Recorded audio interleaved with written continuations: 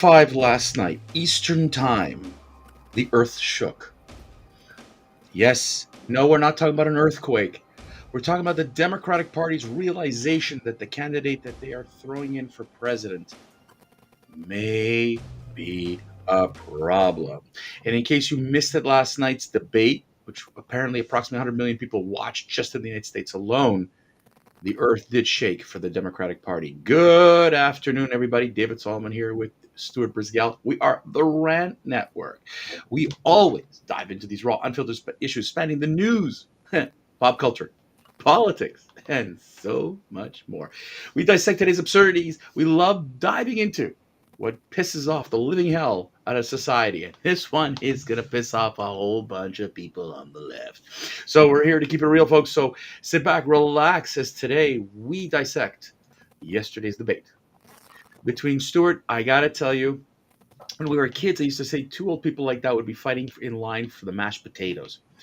And last night, two older gentlemen who both served the United States for almost 4 years got on the debate stage yesterday, both wanting to be the president of the United States from 2025 for 4 years. And the question is, would you take the gentleman on the right who had trouble putting words together last night, remembering, fumbling, and bumbling, or would you take the man on the left who couldn't stop making faces while his microphone was off?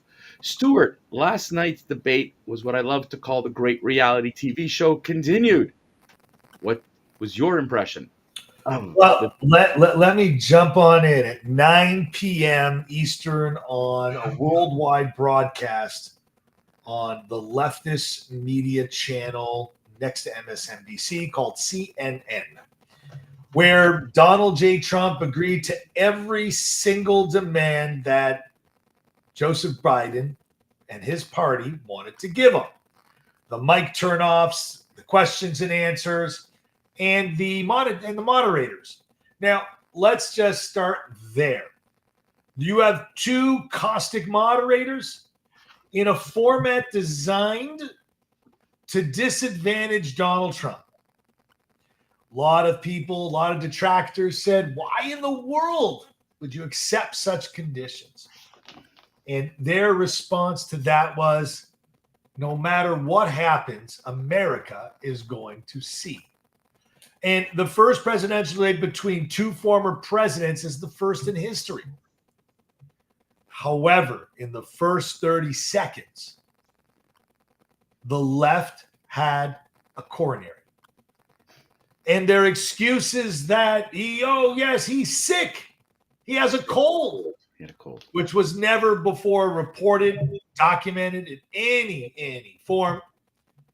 Has CNN with a pitch saying Biden's disastrous debate pitches his reelection bid into crisis. Now, there was also discussion about who's running the government. Secret men and women with lanyards around their neck. If I can quote Robert Kennedy, who was just asked moments ago or a couple hours ago, do you believe he's running the government? And his answer is no. So a family of a longtime Democrat going independent is also saying there's no way on this God's green earth that Joe Biden is actually in control of this country. And then who's in control of the football? We talk about how crazy Donald Trump is and the risk that the world is at to fall in a peril.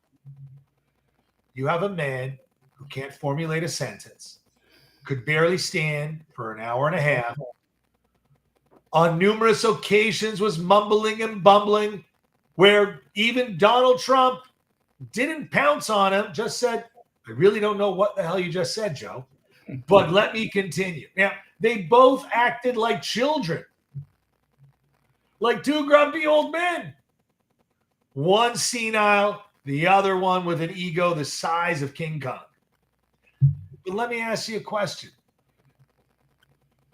Aren't you scared? Elect Joe Biden. You don't know who's running the government. Joe Biden doesn't want to step down, the Manchurian candidate extraordinaire.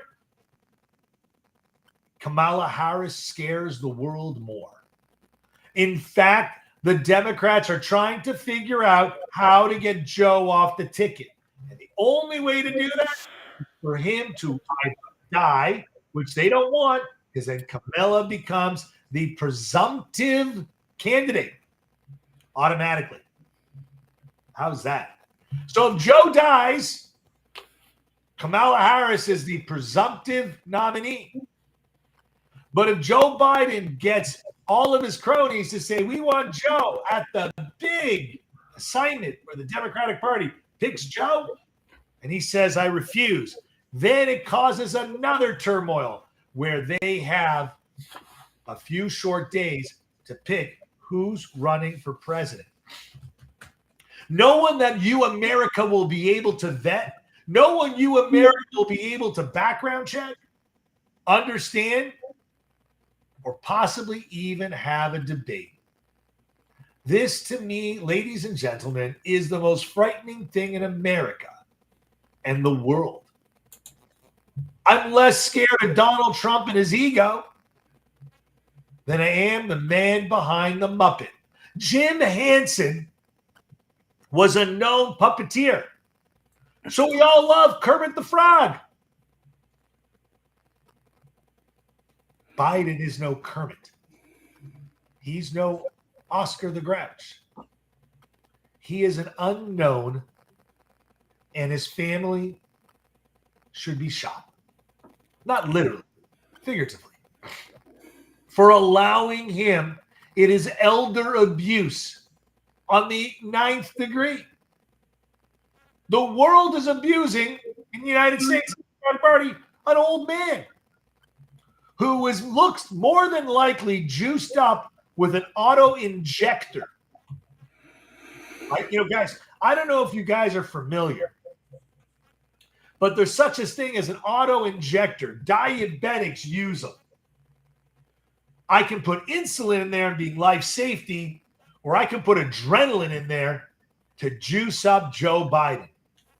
Because if you saw him in the beginning, you saw him in the end, you just needed to look in his eyes. That wasn't the eye of the tiger. The tiger's eyes aren't burning bright in that man. It's a hollow man. Even the critics on his own side are saying he's a hollow man. So how all of a sudden did his eyes pop out of his head? Donald Trump needs to go to school and learn etiquette. He needs to learn to be presidential. He needs to learn to put his ego on the side. I'll agree with every single one of you. But for all of our friends that are left-leaning Democrats, and we have a bunch that watch this broadcast, be very, very scared. Because if you vote for Joseph Biden, you will likely see a Kamala Harris presidency, the most progressive person in world politics today, making AOC and Tlaib look like moderates. You talk about totalitarian, ending of police, ending of freedom. That's not the Republican Party. Remember, the president has only so much control, believe it or not. But the party behind him won't allow the insanity that they're pitching. David? Well, Stuart, I got to tell you, I listened to you, and that I think is a lot of what a lot of the Republicans are saying this morning. And I'm not a Democrat here, but I spent 2 hours last night watching both CNN, Fox, even a bit of MSNBC last night, trying to gauge the reaction. And even the most avid Democrat and CNN and MSNBC certainly did not hide yesterday. They're who they're cheering for. And when you spend the vast majority of the time wondering about Joe Biden's physical fitness, his mental acumen, and so on. They had a heart attack last night. They really, really did, and they were petrified. The other part that was just interesting is they tried to spin it.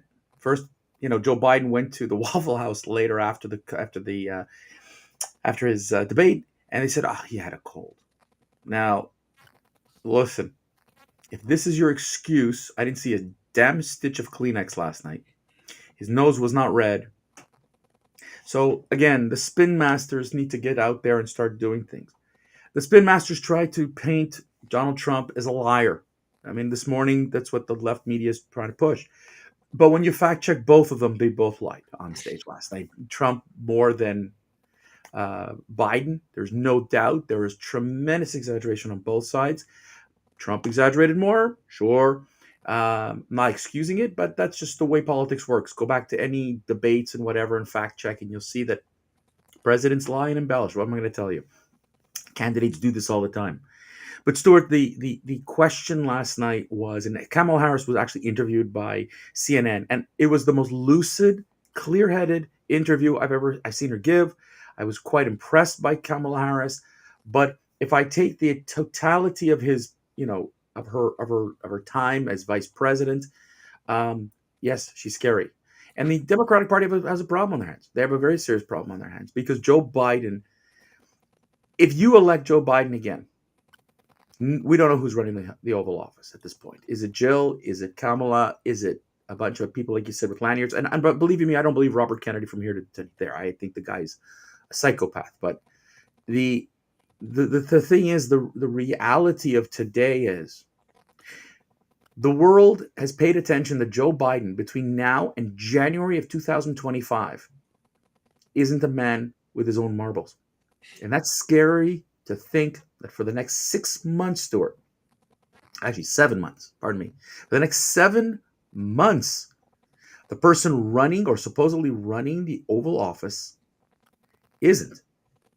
And Vladimir Putin, Kim Jong-un, and the rest of the world who are the enemies of the United States went, oh, the caffeinated State of the Union Joe Biden doesn't exist. It's really this guy. And how can we take advantage of the United States right now? And that's a scary concept. And as voters go to the polls in November and think of this debate, and there may not be another debate. By the way, they're talking about 2 debates. There's word right now after last night, they're going to cancel the second one. And they'll go straight to the VP debate, which whoever fights with Kamala Harris is just going to crush her because, let's be realistic, she too can't get 2 sentences off, which is off script. She can't get 2 sentences together properly. I mean, I don't know how she became anything. But Stuart, here is where we're at today. The choices for president are frighteningly very scary. I'm not a Trump fan. I've said it. You're not a big Trump fan. We are more conservative leaning, but Donald Trump, was called a criminal, a dictator, all these labels that they're trying to put on him. But at the end of the day, guys, if when we were children, we used to go, sticks and stones may break my bones, but words can never hurt me. This is what is happening here. This is schoolyard antics of trying to meanie, and use words like he'll destroy democracy. He's a criminal, blah, blah, blah. Donald Trump last night showed that despite his arrogance and despite everything, he held it together. He was coherent. And he didn't attack him like he normally does, but he went after Joe Biden, the president. And the president there last night showed his inability to lead. And I think that last night, if you had to make a choice between those two, I think your choice is clear. Stuart. I just got no words. I'll give you one. I'll give you one more thing to think about. Okay, this is something that I saw last night. There was at one point, Joe Biden said something to do. I think it was with the border, and at the end, the words just it was a mishmash, and Trump's reaction was, I don't understand what he just said. Correct. And when you think about it, everybody can have a bad moment. But Joe Biden's been in politics for his almost entire life. He's been in front of a microphone his entire life.